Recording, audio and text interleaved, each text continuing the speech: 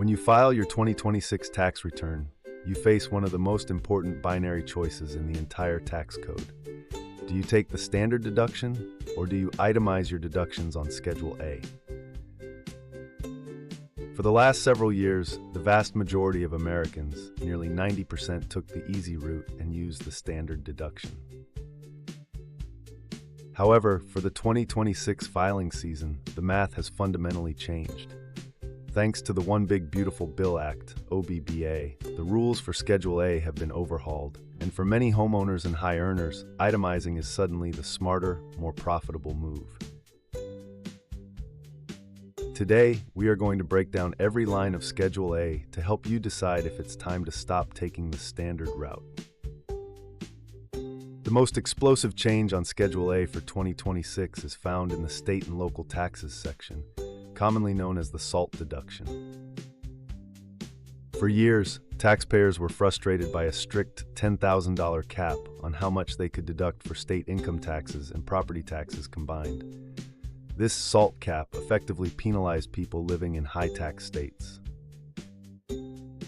But for 2026, that cap has been increased to $40,000. This is a game changer. If you own a home in a state like New York, California, or New Jersey, your property taxes and state income taxes likely exceed $10,000. Under the old rules, anything over $10 was lost. Now you can deduct up to $40,000 of those taxes. This change alone will be the primary reason millions of taxpayers switch from the standard deduction back to Schedule A this year. The first section of Schedule A is for medical and dental expenses.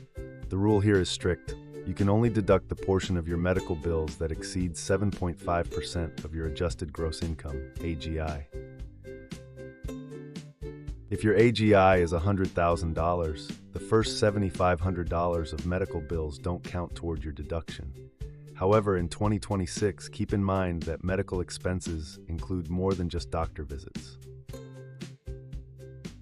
You can include health insurance premiums you paid with after-tax dollars, long-term care insurance, dental work, vision care, and even the mileage driven to and from medical appointments.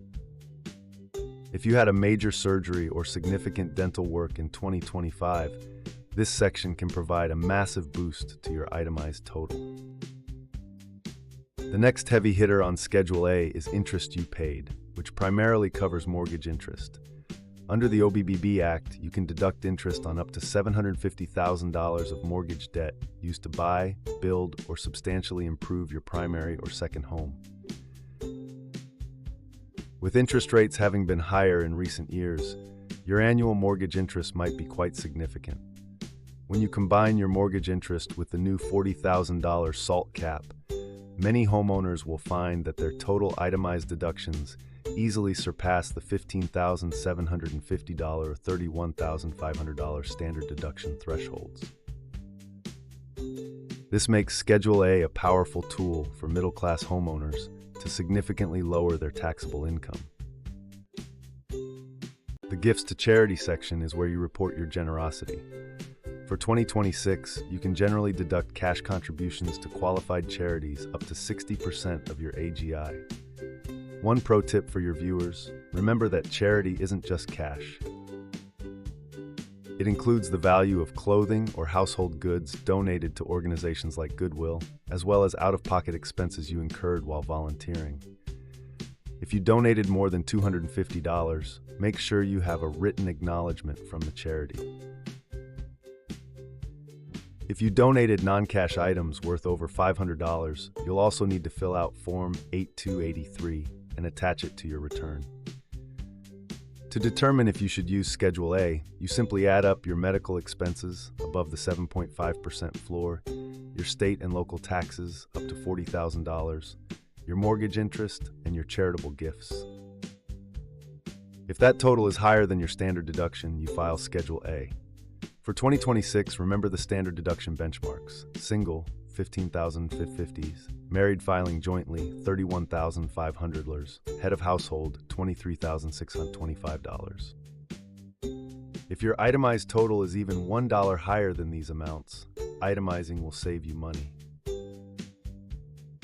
While the new $40,000 SALT cap makes Schedule A more attractive, it also adds complexity. Correcting for recoveries of previous deductions, handling points paid on a mortgage, or valuing non-cash charitable donations requires precise record-keeping and a clear understanding of IRS rules. Because the jump from a $10,000 cap to a $40,000 cap is so significant, the IRS will likely be paying close attention to SALT claims this year. If you are unsure whether your specific taxes qualify for the new cap, or if you have complex charitable contributions like donated stock or artwork, we strongly urge you to contact a tax professional. A CPA or enrolled agent can help you run the numbers both ways to ensure you are choosing the filing method that puts the most money back in your pocket. Schedule A is a powerful shield against high taxes, but only if it's filled out with 100% accuracy. When in doubt, seek professional advice to make sure your 2026 itemized deductions are fully optimized.